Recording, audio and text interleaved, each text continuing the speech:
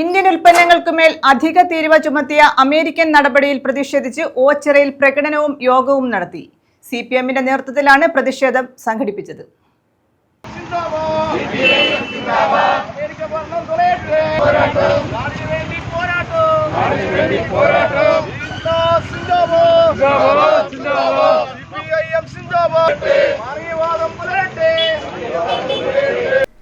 Indian ഉൽപ്പന്നങ്ങൾക്കുമേൽ അധിക തീരുവ ചുമത്തിയ അമേരിക്കൻ നയത്തിൽ പ്രതിഷേധിച്ചാണ് സിപിഎമ്മിന്റെ നേതൃത്വത്തിൽ ഓച്ചിറയിൽ പ്രകടനവും യോഗവും നടത്തിയത്.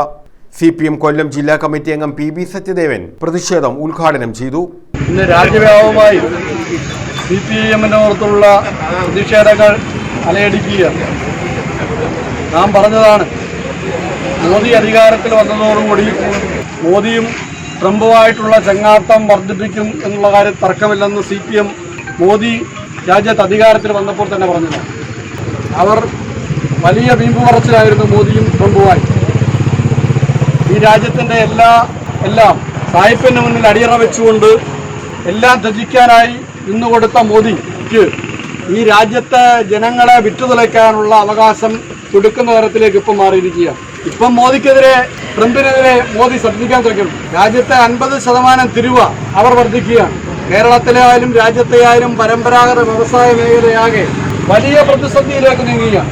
K. സുഭാഷ് അധ്യക്ഷത വഹിച്ചു.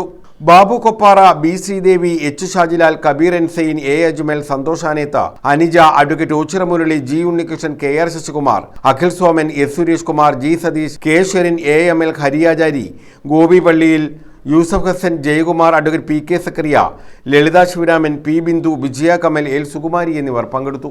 News bureau, Ochira.